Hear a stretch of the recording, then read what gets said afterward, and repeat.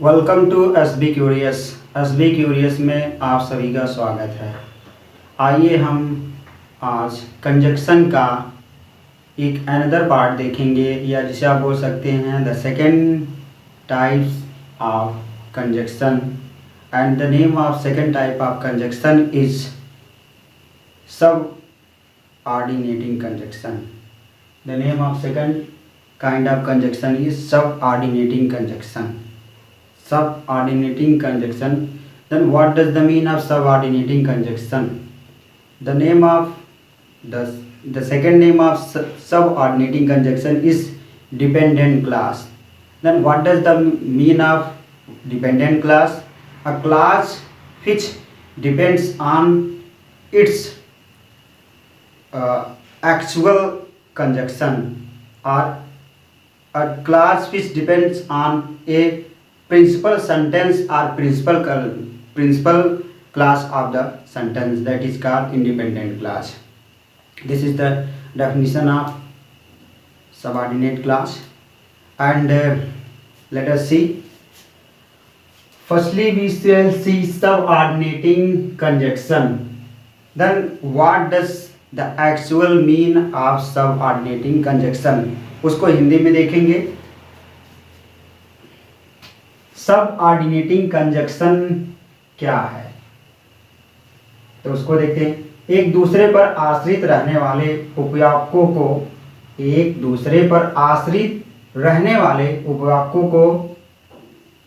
जो कंजक्शन जोड़ता है वह पूर्णतः सबऑर्डिनेटिंग कंजक्शन कहलाता है। फिर से देखेंगे, एक दूसरे पर आश्रित रहने वाले या होने वाले उपवाक्यों को जो कंजक्शन जोड़ता है उसे सबऑर्डिनेटिंग कंजक्शन बोला जाता है। ये हो गया आपका। अब नेक्स्ट है सबऑर्डिनेटिंग कंजक्शन कहलाता है। अब इसको हम कैसे जानेंगे कि ये सबऑर्डिनेटिंग कंजक्शन है? तो here are only two examples. With the help of two examples, we will try to understand how to identify that this particular class is subordinate class. Then see, the very first example is he cannot walk because he weak. He cannot walk because he is weak.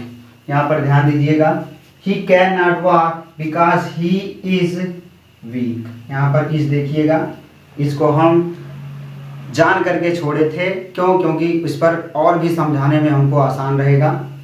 He cannot walk because he is weak। वह नहीं टहल सकता क्योंकि कमजोर है।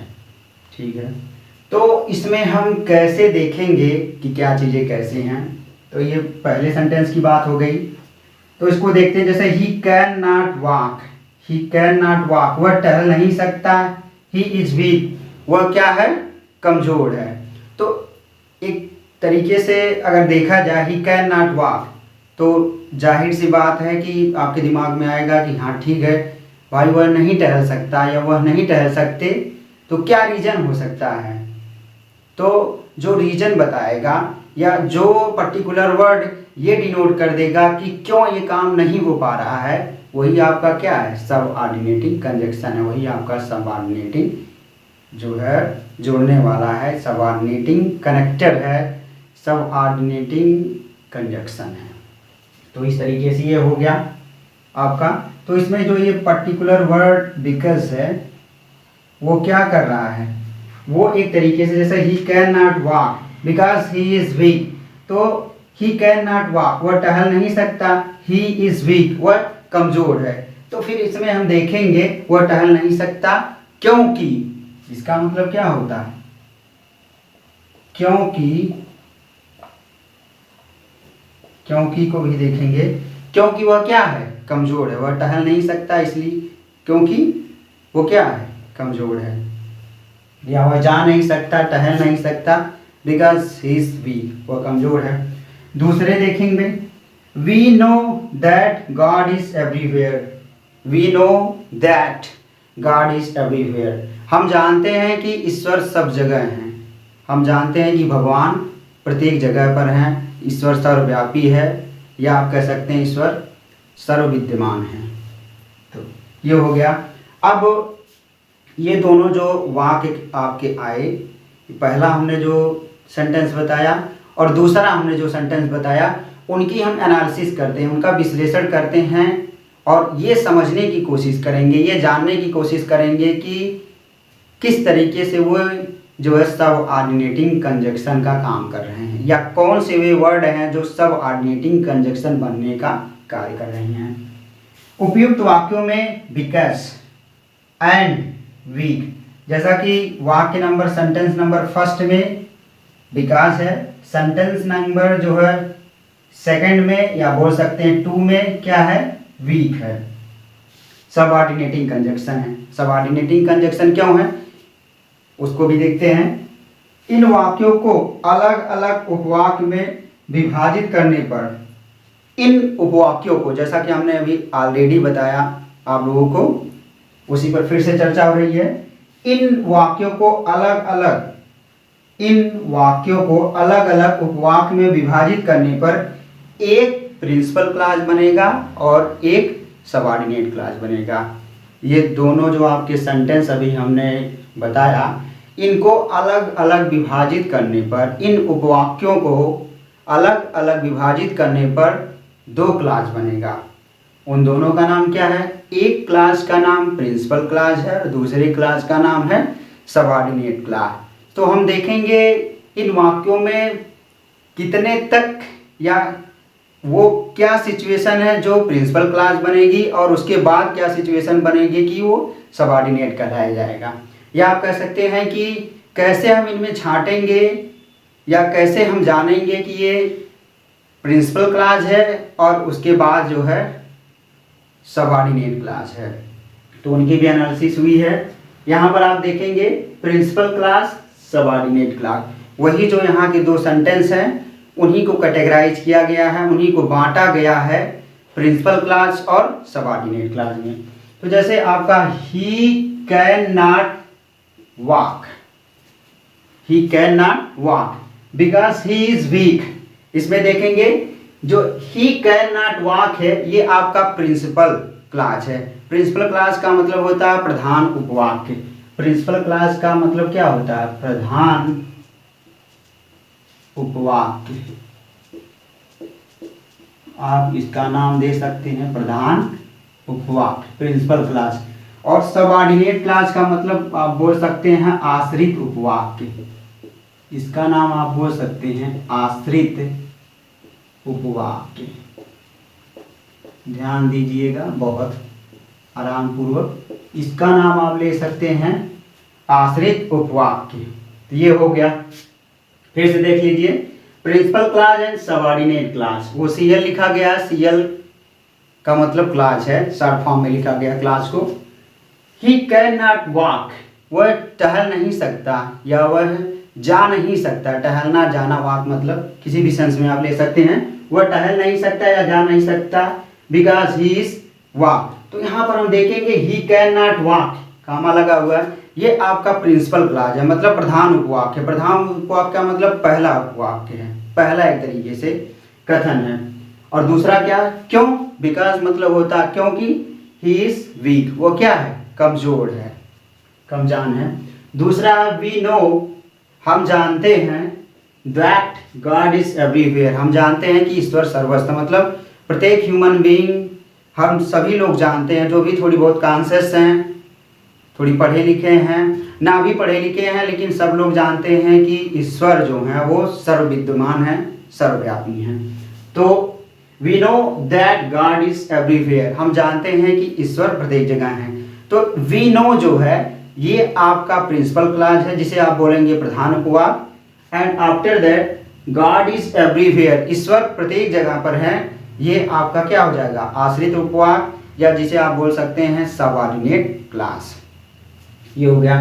अब हम देखेंगे कि कौन कौन से ऐसे वर्ड्स हैं जिनको हम सबऑर्डिनेटिंग कंजक्शन की संज्ञा देंगे, या जिनको हम सबऑर्डिनेटिंग कंजक्शन की कैटेगरी में रखेंगे, या जिनको हम directly subordinating who can be considered as subordinating conjunctions, और you may say how many conjunctions are in the form of subordinating conjunctions, or you may say how many words are in the part of speech in the form of subordinating conjunctions, or whatever you want you may say. Then let us see all these words. Subordinating conjunctions are, कौन कौन से subordinating conjunctions? तो पहला आपका है as, दूसरा है because, तीसरा है since, चौथा है if, पांचवां है दो, छठवां है although, सातवां है that, आठवां है before, नौवां है after, दसवां है till, ग्यारहवां है until, और बारहवां आपका है as soon as, और तेरहवां आपका है which, चौदहवां आपका है where, पंद्रहवां जो है why है, 16th है आपका जो है 16वां जिसे बोलेंगे वो how है। तो there are 16 subordinating conjunctions. How many subordinating conjunctions? Mainly are 16, 16 हैं, और भी हैं, लेकिन क्लास 9 से लेकर क्लास 12 तक जो बहुत बार यूज हुए हैं, from class 9 to class 12, the conjunctions which are used so many times that are dealt here. Then we shall see with the help of a single examples, or you may take more than one examples, whatever you want. And firstly I shall see use of these conjunctions. In conjunctions का प्रयोग कैसे होता है उनको देख लेते हैं। एक बात और, इसमें हमने बस सिर्फ वही चीज़ें चर्चा की है, एकदम टू द पॉइंट बात की, ये नहीं कि उसमें बता दिया जाए कि ये है वो है ऐसा है वैसा, ऐसा कुछ भी नहीं है। टू द पॉइंट बात, एकदम स्ट्रेट फॉरवर्ड जिसे बोलते हैं, बिल्कुल सीधा।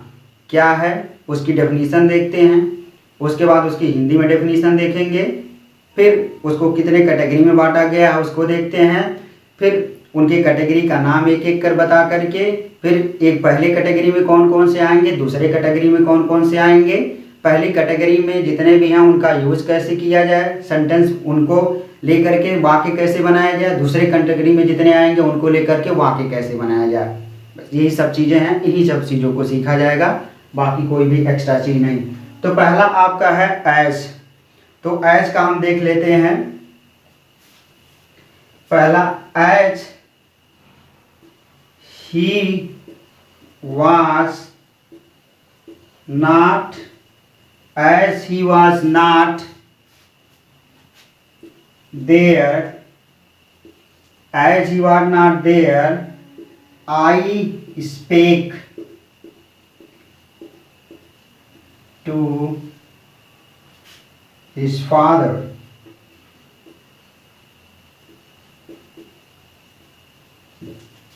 ये देखिए हम यहाँ पर एज बता रहे हैं, एज का use of as, use of these मतलब इन सब का प्रयोग वन बाय वन करके देखेंगे, एक के बाद एक करके देखेंगे। तो पहला है as he was not there, वह वहाँ जैसा कि वह वहाँ नहीं, एज मतलब जैसे कि वह वहाँ नहीं था। आई स्पेक टू हिज फादर, मैंने उसके पिता से बात की। देखिए स्पीक स्पोकन होता है, ध्यान दीजिएगा। इसका थर्ड फॉर्म क्या है?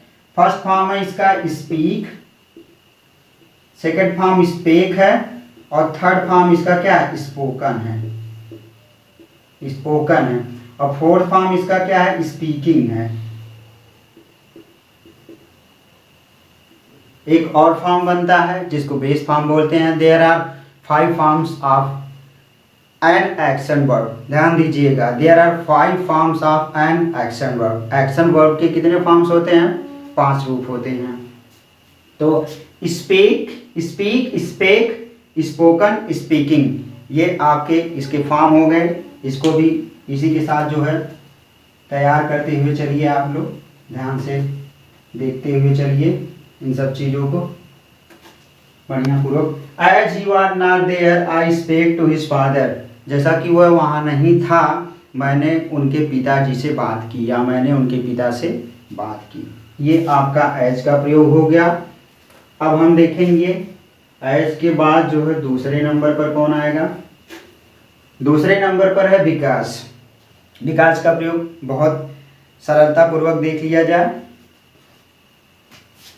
विकास का प्रयोग,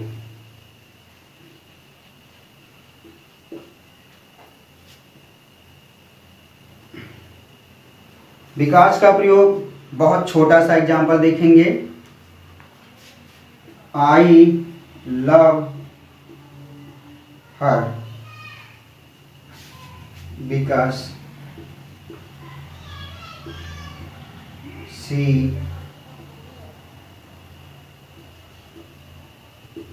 लव्स मी। ये देखिएगा, I love her because she loves me, मैं उससे प्रेम करता हूँ क्योंकि वह मुझसे प्रेम करती है। मैं उससे प्रेम करता हूँ क्योंकि वह मुझसे प्रेम करती है। ये आपका है I love her because she loves me. I love her, I love हर का मतलब आप लोग जो है जिस फॉर्मेट में समझना चाहें, क्योंकि ये मॉडर्न एरा है, सबका कहीं ना कहीं अपना जो है अलग अलग विचार रहता है, अलग अलग अपनी सबकी बातें रहते हैं, तो जिस तरीके से आप समझना चाहें उसको आप समझ सकते हैं अपने हिसाब से। I love her because she loves me, मैं उससे प्रेम करता हूँ क्योंकि वो मुझसे प्रेम करती है। क्योंकि लव दोनों तरफ से होना चाहिए, एक तरफा नहीं। ध्यान दीजिएगा आप लोग, ये चीज़ है, लव दोनों तरफ से होना चाहिए, इधर से भी होना चाहिए, इधर से भी होना चाहिए, तभी बात ठीक रहेगी, अदरवाइज कोई मतलब नहीं है।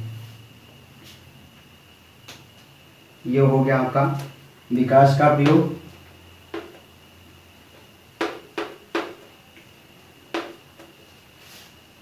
ये है।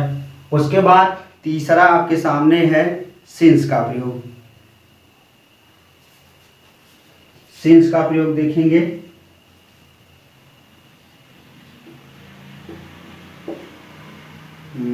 He will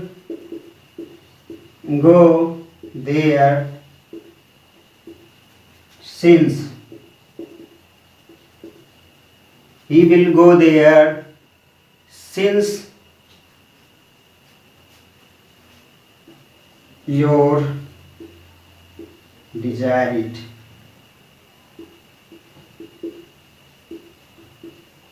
देखिए यहाँ पर he will go there since your desire it, वह वहाँ, चूंकि since मतलब चूंकि भी होता है, चूंकि वह वहाँ जब तक जाएगा जब तक आप इच्छा, मतलब जब तक आपकी इच्छा रहेगी तब तक वह वहाँ जाएगा, मतलब वह वहाँ जब तक इच्छा रहेगी जाएगा। इसको आप इस तरीके से बोल सकते हैं, he will go there since your desire it, आपकी इच्छा के ऊपर डिपेंड है। तो ये सिंस का प्रयोग हो गया। आपने सिंस का प्रयोग देखा, इसको अच्छे तरीके से समझिएगा। अब नेक्स्ट आपका है उससे भी इम्पोर्टेंट इफ का प्रयोग। इफ मतलब होता है यदि।